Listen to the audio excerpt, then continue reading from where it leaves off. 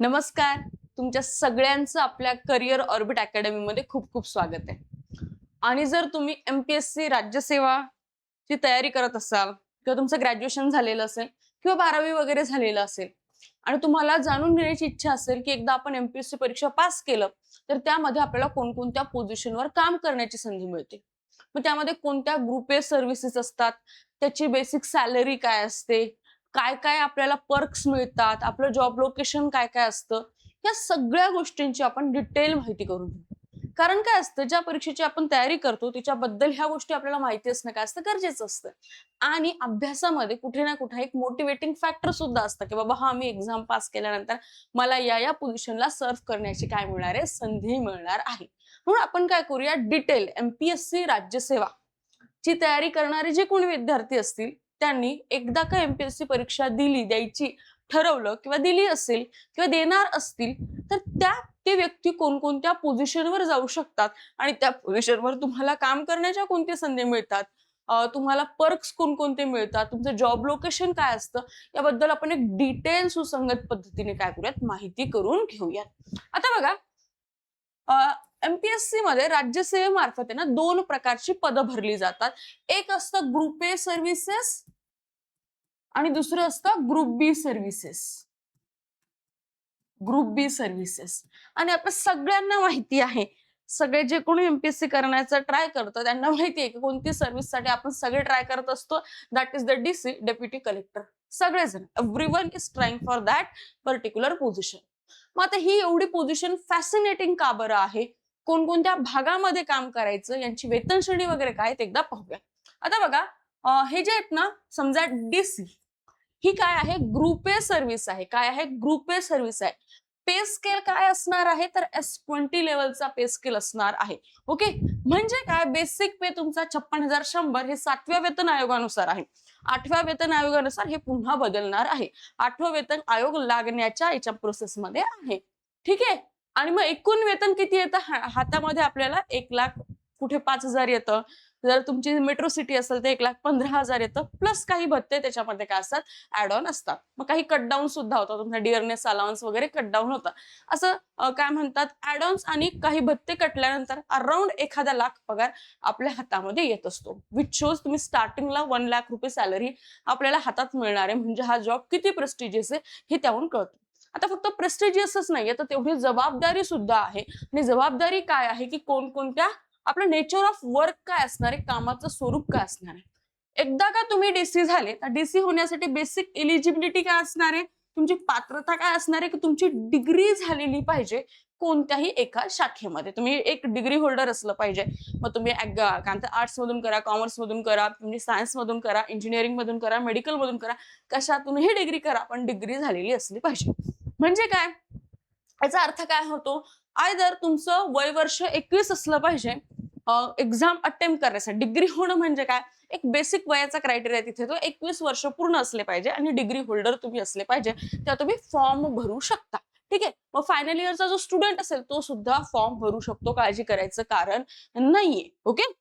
आता पुढे या बघा, नेचर ऑफ वर्क काय असतं, तर याच्यामध्ये जनरली लँड रेव्हेन्यू जे ऍडमिनिस्ट्रेशन पाहिलं तर जमीन महसूल व्यवस्थापनाचं काम कोण करतो, तर डीसी करतो. म्हणजे लँडचे टॅक्सेस असतील, जे डिस्प्युटेड गोष्टी असतील, जे काही लँडच्या संबंधित गोष्टी येतील, लँड म्हणलं की रेव्हेन्यू येणार बघा.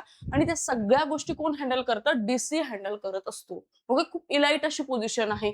खूप जास्त त्याच्यामध्ये काय कामाचा स्कोप असतो आणि खूप जास्त काय म्हणता येईल, कसं चांगलं काम आहे ते. ओके. आणि तेवढंच काय म्हणता येईल त्याला, डायव्हर्स सुद्धा काम आहे.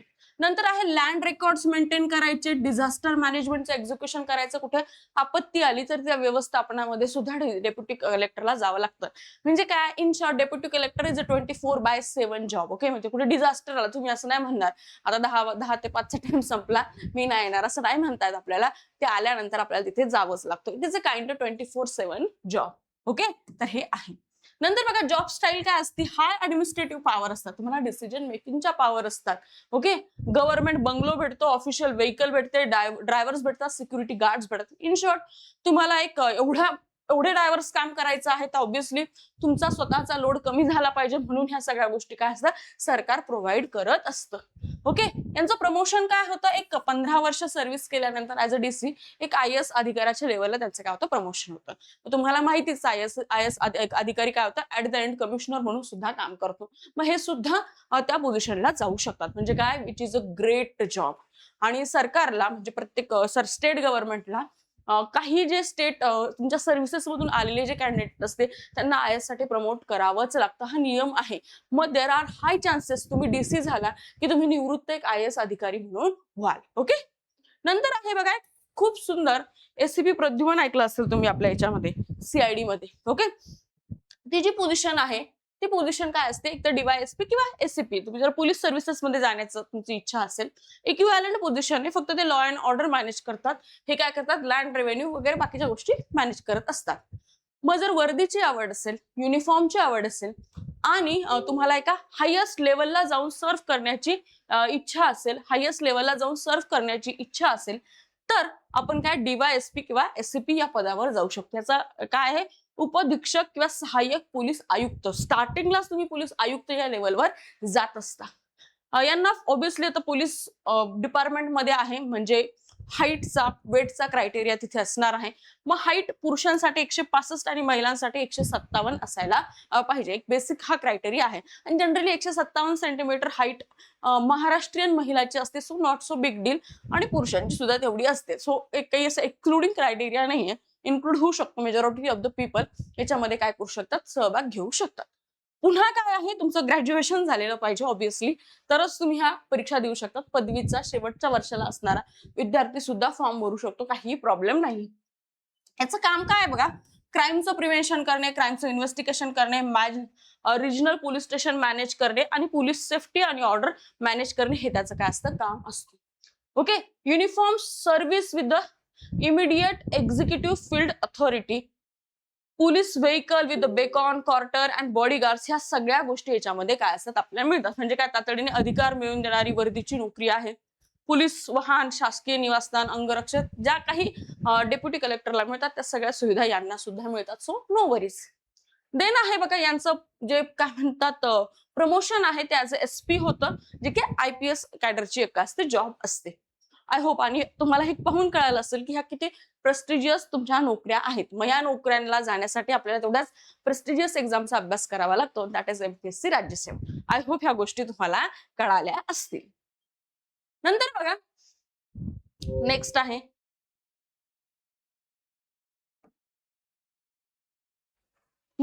Next assistant commissioner of the state. काय assistant commissioner of the state tax, त्याला ACST म्हणतात. त्याला काय म्हणतात ACST म्हणतात. ओके, म्हणजे काय सहाय्यक राज्य कर आयुक्त. मग टॅक्स कलेक्शन करण्याचं काम, किती आलं त्याचा डाटा मॅनेज करण्याचं काम, ह्या सगळ्या गोष्टी कोण करतात ACST करतात. टॅक्स जे काही टॅक्स तुमचे काय म्हणतात assistant commissioner of state tax ही लोक करत असतात. नंतर यांची एलिजिबिलिटी काय आहे, पुन्हा ग्रॅज्युएट डिग्री आणि कमर्शियल त्याचा फोकस असला पाहिजे. त्यांना नेचर ऑफ वर्क कसं आहे त्यांचं मॉनिटरिंग कमर्शियल टॅक्स कंप्लायन्स, म्हणजे कंपन्यांनी टॅक्स भरले की नाही, एक्झिक्युटिव्ह GST ऑडिट करायचं. Okay, identifying a corporate and tax evasion, कोणी टॅक्सचं इव्हेड करतोय का, म्हणजे काय जे टॅक्सच्या रिलेटेड ज्या गोष्टी असतील त्या सगळं पाहण्याचं काम कोण करतं, तर हे ACST करत असतात. तो डायरेक्ट टॅक्स असेल कॉर्पोरेटच्या माध्यमातून किंवा इनडायरेक्ट टॅक्स असेल GSTच्या माध्यमातून. ठीक आहे, यांचं काय असते job style, corporate focus desk job आहे, डेस्कवर बसून जॉब करायचा, फील्ड जॉब नाहीये. रेग्युलर ऑफिस आवर्स आहेत, 10 ते 6 ऑफिस काम करायचं, घरी यायचं. मिनिमम पब्लिक इंटरफिरन्स काही नाहीये, एकदा मिनिमम आहे, लोकांशी जास्त संपर्क नाहीये. हाय लेवल हाय प्रोफाईल असा जॉब आहे. हाय इकॉनॉमिक ऍडमिनिस्ट्रेशन एक्सपोजर. ओके, काय इथे आर्थिक क्षेत्रातील इथे मोठा अनुभव आपल्याला प्राप्त होतो. नंतर हीच व्यक्ती एक काम IRS म्हणून सुद्धा प्रमोट होऊ शकतात आणि पुढे यांना काय म्हणतात RBI चे गव्हर्नर वगैरे सुद्धा आपण काय म्हणू शकतो, एक्सेप्शनल काम केलं तर कुठल्याही मोठ्या ऑर्गनायझेशनचे चेअरमन म्हणून सुद्धा हे लोक काम करू शकतात. So again very high profile job. Okay, deputy commissioner, joint commissioner of the state tax असं ते करू शकतात आणि खूपच एक्सेप्शनल काम केलं तर मग तुम्हाला माहितीये सरकार त्याचं रिवॉर्ड करत असतं. ओके, नंतर आहे बघा deputy registrar of the cooperative society. तुम्हाला माहिती आहे भारतामध्ये सहकार सहकार ही एक इंडस्ट्री किती मोठ्या प्रमाणावर काम करते आणि त्यामुळे हे जे deputy registrar of the cooperative society आहेत हे काय करतात, एक तर तुमचे प्रायमरी ऍग्रिकल्चर सोसायटीज नावाचे इन्स्टिट्यूशन आहे त्याला रेग्युलेट करण्याचं काम, कोऑपरेटिव्हला मेंटेन करण्याचं काम, त्यांचं काम बॅलन्स शीट चेक करण्याचं काम, सगळ्या गोष्टी हे लोक पाहत असतात. म्हणजे विच शोज अगेन खूप काय एनकरेजिंग, खूप एंगेजिंग असा जॉब आहे. इलिजिबिलिटी पुन्हा degree, registration, financial monitoring, auditing of the cooperative bank, regular sugar factories and rural credit network. Okay, तर ह्या सगळ्या गोष्टी आहे. म्हणजे कॉपरेटिव्हचा ऑडिट करणे, काही फ्रॉड तर नाही चाललाय ना, मग चाललाय तर कुणीही केलाय, ह्या सगळ्या गोष्टी ते पाहण्याचं काम असतं. ओके, यांना काय immense socio economical power over Maharashtra agriculture cooperative society. म्हणजे हे काय जमिनीशी जुडलेलं काम आहे आणि खूप जास्त जर तुम्हाला सामाजिक काम करायचं असेल ही सर्व्हिस मिळाली असेल तर इमेन्स पॉवर आपल्याकडे असते. कशासाठी? एक ऍग्रिकल्चर रुरल लोकांचं आयुष्य बेटर करण्याची. ओके, जॉईंट रजिस्ट्रार म्हणून तुम्ही काम करू शकता. नंतर commissioner of the cooperative corporation म्हणून सुद्धा आपली पदोन्नती होऊ शकते. अगेन क्लास 1 लेवलचा जॉब आहे आणि त्याच पद्धतीने काय होती आपली एक काय म्हणते प्रमोशन होत असतं. नंतर आहे बघा BDO, deputy CEO BDO group A ची सर्व्हिस आहे. हे काय उपमुख्य कार्यकारी अधिकारी किंवा याला गट विकास अधिकारी BDO, block development officer, generally taluka लेवलवर पोस्टिंग असते. Eligibility degree in any stream, executing rural development initiative. ग्राउंडला सगळ्यात आधी जोडलेले कोण अधिकारी असतात तर बीडीओ असतात. Okay, water supply infrastructure, state centre poverty elevation, म्हणजे काय ऍक्च्युअली स्कीम इम्प्लिमेंट कोण करतात तर बीडीओ करत असतात. तुम्ही त्या पंचायतमध्ये पाहिलं असेल जेव्हा तो आपला काय म्हणतात, काय नाव आहे त्याचं, त्याचं नाव नाही आठवायला मला, ग्रामसेवक, तो जेव्हा जातो तेव्हा बीडीओ ऑफिसमध्ये जातो. त्याला कुठले साईन मिळणार, साईन घ्यायची असेल तो बीडीओ ऑफिसला जातो. विच शो की ऍक्च्युअल गावावर कंट्रोल कोण करतोय तर बीडीओ करतो. म्हणजे तो ब्लॉक लेवलला काम करतो, तालुका लेवलला काम करत असतो. Okay, direct impactful service focus on the grassroot and rural population. Direct taluka गाव, त्या एका तालुक्याच्या अंडर जेवढे केवढे गाव आहेत तेवढे यांच्या अंडर येतात आणि हे काम करतात. म्हणजे काय खूप जास्त रुरल कनेक्टिव्हिटीचा जॉब आहे. एखादी गोष्ट जर करायची असेल तर हे लोक ती इम्प्लिमेंट करत असतात. अगेन व्हेरी छान, म्हणजे काय म्हणता येईल त्याला ग्राउंड लेवलला ज्याला काम करायचे आहे त्यांच्यासाठी it is the best job. Okay, chief executive officer of the जिल्हा परिषद सीईओ म्हणून त्यांची काय होते एक पदोन्नती भविष्यामध्ये होऊ शकते. नंतर काय assistant director of the state, assistant director and finance account, सहाय्यक संचालक वित्त व लेखा हे आहेत. यांची एलिजिबिलिटी काय आहे, कॉमर्स, मॅथ्स और स्टेट डिग्री प्रेफर्ड. आता सगळ्यांना ओपन झाली आहे, इव्हन आता सायन्स ग्रॅज्युएट सुद्धा can opt for this service. Managing auditing of the state fund, जे स्टेटचे फंड असतात त्याला ऑडिट करण्याचं, मग स्कीमचा पैसा त्या स्कीम मध्ये गेला की नाही, काही अफरातफर झाली, ही सगळी जी ऑडिटिंगची कामं असतात ती कोण करतात तर हे असिस्टंट डायरेक्टर फायनान्स अकाउंट. हे कुणाच्या अंडर असतात, सीएजी म्हणून हे रिपोर्ट कोणाला देतात, सीएजी ला देतात. मग सीएजी स्टेट गव्हर्नमेंटला तो रिपोर्ट देऊन टाकतो. म्हणजे हे काय करतात ऍक्च्युअल स्टेटचे जे काही फायनान्सेस आहेत त्याचं चेकिंग करण्याचं काम कोण करतं तर हे assistant director finance and audit ही लोक करत असतात. ओके, गायडिंग बजेटरी डिस्ट्रीब्युशन हे सगळी कामं ते करत असतात. प्युअर अनालिटिकल डेस्क जॉब आहे. एक लोकेशन असतं ऑफिसचं आणि तिथे म्हणजे मुंबईलाच बसून काम करतो. स्टेट हेड ऑफिस अँड मंत्रालय, obviously. Stable environment, zero political pressure. Okay, एक अनालिटिकल जॉब आहे, डेस्कवर जॉब आहे. जे फॅक्ट फिगर दिले तेच अनालिसिस करायचं असतं. कुणाचं काही पॉलिटिकल इंटरफेरन्स इथे येत नाही. Again stable job.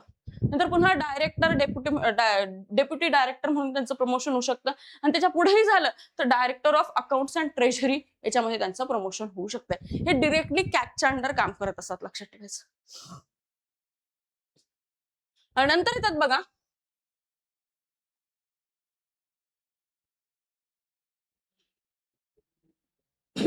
सातव्या नंबरची जी पोझिशन असते superintendent of the state excise, यांची सुद्धा एलिजिबिलिटी काय आहे, ग्रॅज्युएट असलं पाहिजे. हे काय करतात, regulating the alcohol production, manufacturing plant, issuing लिकर लायसन, ट्रॅकिंग इलिसिट लिकर, म्हणजे जे काय दारूबंदीच्या संदर्भामध्ये ही लोक काय करत असतात काम करत असतात. ओके, एक्साइज, स्टेट एक्साइज म्हणजे एक्साइजच्या संबंधामध्ये प्रोडक्शन वगैरे त्याच्या संबंधामध्ये काम करतात. लिकर इज द मेन त्यांचा ऑफिसचा काय आहे अजेंडा आहे.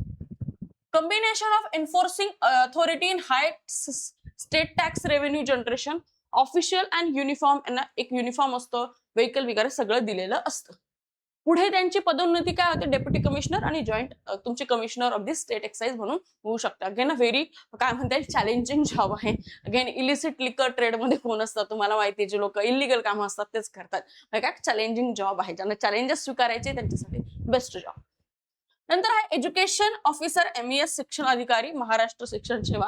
यांची एलिजिबिलिटी काय असेल, प्रेफर्ड आहे BEd MAd बॅकग्राऊंड, पण आता सगळ्यांना अलाउड आहे, प्रेफर्ड आहे BEd MAd झालेले असले तर खूपच चांगली गोष्ट आहे. नसेल तर आता सगळे ग्रॅज्युएट लेवल सुद्धा एलिजिबल आहेत, काही प्रॉब्लेम नाहीये. Administrating primary and secondary schools, approving private school grant, teacher recruitment management, mid day meal वगैरे ऑपरेशन ही लोक काय करत असतात, पाहत असतात. डीप इन्स्टिट्यूशनल इम्पॅक्ट आहे, म्हणजे एज्युकेशन जे की फ्युचर आहे, स्टुडंट जे की फ्युचर आहे स्टेटचं, त्यांना घडवण्याचं किंवा त्यांच्यावर जी पालकत्वाची जबाबदारी आहे ती कुणाची असते, एज्युकेशन मिनिस्टरची, एज्युकेशन ऑफिसरची जबाबदारी असते. Again a very good job. Okay. यांची जी प्रमोशन आहे डायरेक्टर, डेप्युटी डायरेक्टर किंवा डायरेक्टर ऑफ एज्युकेशन होऊ शकते. मग सिलेबस चेंज असेल, सिलेबस फॉर्म्युलेशन असेल, कुठल्या ऍक्टिव्हिटी स्कूल्समध्ये टाकल्या पाहिजे, ही सगळी डिसिजन मेकिंगची पॉवर जी कुणाकडे असते ती एज्युकेशन मिनिस्टरकडे असते, लक्षात ठेवा. Chief officer municipal council class 1 obviously. यांची eligibility degree in any field. हे काय असतात, executive head of municipal town. Municipal टाउनचे हे एक्झिक्युटिव्ह हेड असतात, म्हणजे काय फायनान्सेस वगैरे मॅनेज करण्याचं काम यांच्याकडे असतं. Handle town planning, solid waste management, drinking water supply, local बिल्डिंगचे अप्रूव्हल हे देतात. म्हणजे तुम्ही पाहिलं असेल बघा, जर म्युनिसिपालिटीचे इलेक्शन जरी नाही झाले तर कचरा गाडी रेग्युलर येते. ती रेग्युलर का बरं येते, या ऑफिसर्समुळे येते. एवढं त्यांचं मेजर काम आहे, लक्षात ठेवा. अर्बन हा एक्झिक्युटिव्ह पॉवर आहे. Direct responsibilities for growth and modernisation of the assign town. Obviously जर ते chief officer of municipal council असतील तर त्यांच्याकडे त्या पर्टिक्युलर रिजनला डेव्हलप करण्यासाठी ज्या काही गोष्टी लागतात त्या सगळ्या अवेलेबल आहेत. पुढे त्यांची पदोन्नती deputy director, director of the municipal administration म्हणून केली जाते. Okay. Again a very good good good good job. चला पुढे. नंतर बघा काही ग्रुप बी आणि सब ग्रेड पोझिशन आहेत. यांची जी पे स्केल असतं ते 49,100 ते 55,100, इन हँड अराउंड 70,000 ते 85,000 एवढं मिळतं. ओके. याच्यामध्ये कोण येतात सगळ्यात पॉवरफुल, तर हे येतात तहसीलदार. यांना S19 चा पे स्केल असतो. ग्रॅज्युएशन कम्प्लीट व्हायला पाहिजे. Act as a executive magistrate of the taluka. तालुक्याचं जर एक्झिक्युटिव्ह मॅजिस्ट्रेट कोण असेल तर ते असतात तहसीलदार. जिल्ह्याचे कोण असतात, deputy collector. Okay. Handle local dispute settlement, public rationing, infrastructure, law enforcement. जे DC करतात तेच tehsildar on the block level करत असतात. MS direct public interaction, grassroot visibility, known as almost every local citizen as the key face of the government. सगळ्यात लोकांच्या सगळ्यात जवळ एक मोठा ऍडमिनिस्ट्रेटिव्ह ऑफिसर कोण असणार आहे, तहसीलदार असणार आहे. प्रचंड जनसंपर्क. ओके. नंतर काय यांची पुढे काय म्हणता येईल, प्रमोशन काय, सब डिव्हिजनल ऑफिसर किंवा डेप्युटी कलेक्टर म्हणून होते. तुम्हाला सांगितलं एकदम त्यांची रेप्लिका आहे ऍट द तालुका लेवल. नंतर assistant commissioner of the labour. यांची अगेन डिग्री होल्डर असले पाहिजे. लेबर लॉज जे आहेत ते इम्प्लिमेंट करण्याचं काम कोण करत असतात, तर हे आपले असिस्टंट लेबर कमिशनर करत असतात. Again a very very good job. Direct लोकांच्या जीवनावर इम्पॅक्ट टाकायचा असेल तर दिस इज द जॉब. ओके. मग हे लेबर कोणते असतील, इंडस्ट्रियल लेबर असतील, तुमचे काय म्हणतात इन्फॉर्मल लेबर असतील, यांच्या उत्थानाचं काम कोण करत असतात, तर ही लोक काय करत असतात. तुम्हाला माहितीये मिनिमम वेज जो क्रायटेरिया आहे ग्राउंड लेवलवर इम्प्लिमेंट कोण करतं, तर असिस्टंट कमिशनर ऑफ लेबर करत असते. विचार करा किती जास्त डिस्क्रिप्शन त्यांच्या हातामध्ये असतं. Semi judicial office based profile आहे. Act as a official reference mediator between corporate workforce and medium of public interface. म्हणजे काय, जे काही इंडस्ट्रियल वर्कर आहे त्यांच्या उत्थानाचं काम यांच्याकडे असतं. पुढे हे डेप्युटी लेबर कमिशनर आणि जॉईंट लेबर कमिशनर म्हणून काम करू शकतात आफ्टर प्रमोशन. पुढे चला आता. नंतर बघा प्रोजेक्ट ऑफिसर, त्याच्यामध्ये जनरली ट्रायबल डेव्हलपमेंट होत असते. त्यांची एलिजिबिलिटी ग्रॅज्युएट असायला पाहिजे. Deploying financial and social welfare scheme, ज्या ट्रायबल लोकांसाठी ज्या स्कीम्स असतात त्या ग्राउंड लेवलवर इम्प्लिमेंट करण्याचं काम हे करतात. मग PVTG सारखी स्कीम असेल किंवा एखादी काय म्हणता येईल 20 पॉइंट प्रोग्राम असेल ते ऍक्च्युअल इम्प्लिमेंट करायचं इन ट्रायबल एरिया, तर हे कोण करतील, ट्रायबल ऑफिसर्स करतील, लक्षात ठेवायचं. Focus entirely on marginal community development. Tribal लोक, कुठे schedule caste, okay, depending upon criteria. Demand service and residence inside a tribal forest belt of the state. Director tribal development डिपार्टमेंटच्या अंडर ते काम करतात. Ministry of ट्रायबलच्या under त्यांचं काय होतं, promotion होऊ शकतो. तर ह्या सगळ्या गोष्टी आहेत. आय होप तुम्हाला एक कुठल्या जॉबमध्ये आपल्याला जायचं आहे आणि त्यासाठी काय काय लेवलच्या कसं कसं आपण सर्व करू शकतो इन द ऍडमिनिस्ट्रेशन हे तुम्हाला कळलं असेल. काइंड ऑफ मोटिवेशन सुद्धा मिळालं असेल. तर कमेंट बॉक्समध्ये सांगा तुम्हाला भविष्यात काय म्हणून महाराष्ट्रामध्ये देशामध्ये एक तुमची सर्व्हिस द्यायची आहे. व्हिडिओ आवडला असेल तर नक्की लाईक करा. चॅनलवर नवे असाल तर सबस्क्राईब करा.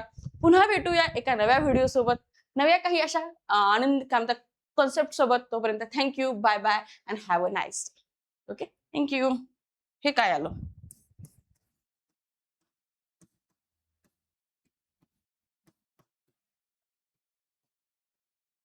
Bye bye.